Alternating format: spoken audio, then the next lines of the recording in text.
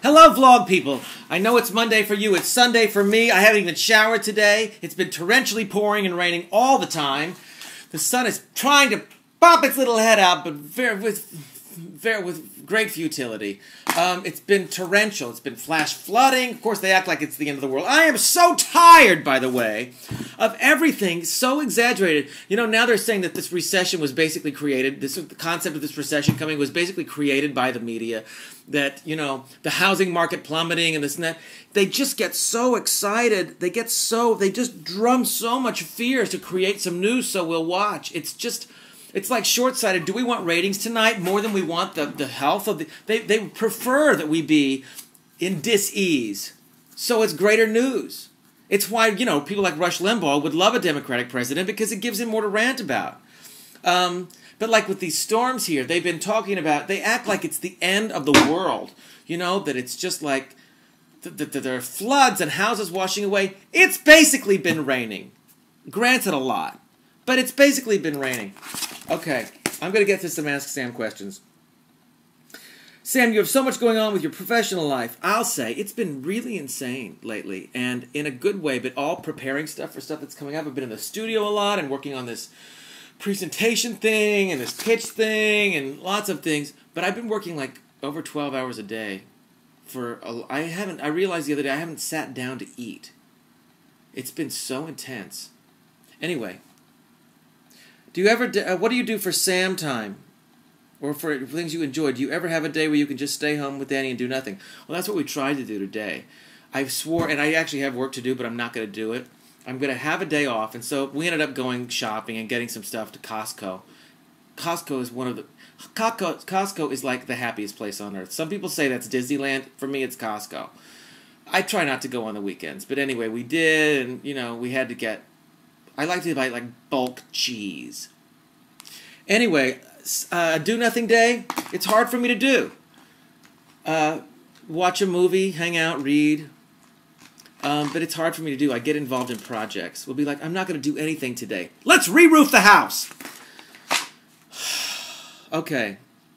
But yes, together time. And also, we have a good group of friends that we hang out with, laugh with, play a lot of games with. Unfortunately, however, they're usually mind games, clever games, word games, and so they require a lot of, you know, cranium energy. And so they're not exactly, they're fun and they're releasing, but you kind of have to be on your game. All right. Will you be touring to support the new CD?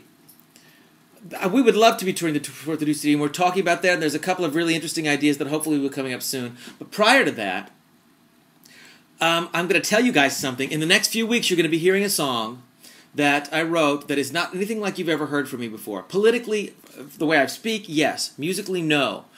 It's timely. It's of this year. It's of this election time. It's of this political time.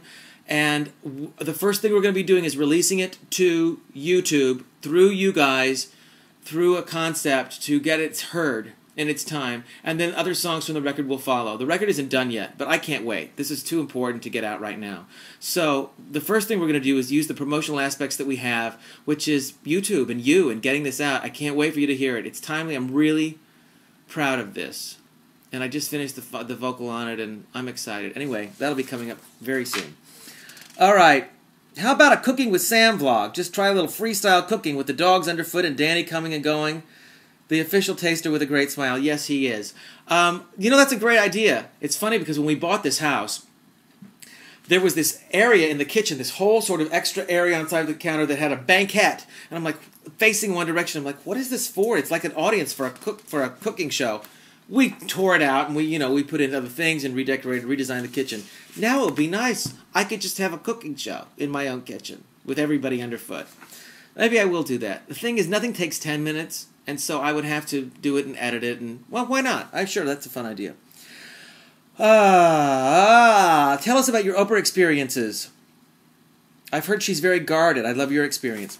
Well, I don't perceive her as guarded at all. I perceive her as smart and efficient and protected. She has a huge, incredible organization. The most loyal, amazing, brilliant people.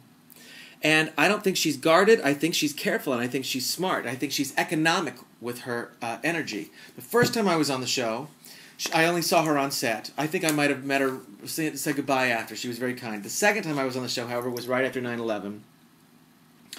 So they were odd circumstances. Everybody coming together. Oprah was hanging out in her sweatpants, saying, "Why don't you try singing this?" Or "Sing Precious Lord, that's my favorite, and that's Dr. King's." And I said, "Well, I've got it." She kind of hung out with Todd and I when we did the arrangement, and it was a very special time because we were all so scared, and we were all so desperate for fellowship and for understanding and for humanity. And it's amazing how something like that, look at me, I get misty thinking about it that time. It's amazing how it is the great leveler. Something that is shocking is the great leveler. Where normally it's Oprah Winfrey. And then it was this woman in sweatpants who was giving us a show, a place where we could come together and try to create some healing. We had dinner at her house. Fried chicken, fried green tomatoes. Can't remember what else. It was a beautiful, intense, lovely, personal conversation. The show was an extraordinary experience. She was so open and so giving and so human. And then afterwards, she was like, "I'm going to the West Coast too. Do you want to come with me? You want to come with me?" And I said, "Oh, we've already got our flight. Why? What time is your flight?" And she kind of looked at me, and I was like, "Oh, right. You have a private jet!" So I said, "Yeah, we'll come with you." So we flew back to California with Oprah on her private jet, and we had leftovers from the night before. And then she dropped us off in Santa Monica and flew on up to Santa Barbara, where she lives, in Montecito. My experiences with Oprah were personal and wonderful, and I am grateful. And I'm grateful that she let me be a part of it, because I didn't know what to do with myself. And she let me have a place where I could use my gifts to heal myself. It was very helpful. Anyway, she's a great lady. She's a great lady. All right. Johnny Depp or Orlando Bloom? Johnny Depp. Why do we have to choose? But Johnny Depp. Johnny Depp. Great actor. Great choices. Love him. Love him. Love him. Okay. Have you ever... you've sung some of the songs that I love. You'll Never Walk Alone. What Did I Have? Have you ever sung Aquarius? Well, I was in Hair. Have you ever sung Ave Maria? Only in Private. Have you ever sung Stay With Me, Baby? No, I've never... I love that song. God. Stay with me, baby. Oh, stay with me, baby. Oh, stay with me. Stay with me, my baby. I can't go on. Oh, I love that song. All right, next. Do I have time for this? I don't think I have any time left. You know what? I've looked at these. There's some really great questions coming up. I just wanted to say before I go that I am so thrilled that the thing about the Phelps and the Westboro Baptist Church has created so much passion and so much exchange and so many ideas and people, some vehemently angry, some people who've come on there with their definition of God that's very different from mine, and apparently a lot of yours. I love the passion. Can I tell you something, though? Don't try to change. Don't give people the burden of change. Don't try to change them. Say what you think. Say it with peace. Say it with love. You can say it with anger, too. But you know what? These people that I don't necessarily agree with think that they're on this earth to bring an awareness of God. And you know what? They are. Just not in the way they think they are.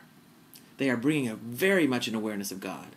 Because the more they talk about a hateful, vengeful, judgmental, wrathful God, the more I look to a loving, open, inclusive, non-judgmental God. So they do raise awareness. They do raise awareness. Everybody's got their reason. It's not necessarily, the obvious one, but man, oh man, it's all perfect. And what we can do is to counterbalance when we see injustice in the world, counterbalance it with justice. So today I ask you, this coming week, I always ask you to do something wonderful for somebody. Do something extra wonderful. Do something beyond wonderful. If you've been angry and you've been in hatred towards somebody and you've been frustrated with these people, do something to tip the scales. Do something to counterbalance all the stuff that they spew. Do something larger for somebody. All right, bye. Have a great week.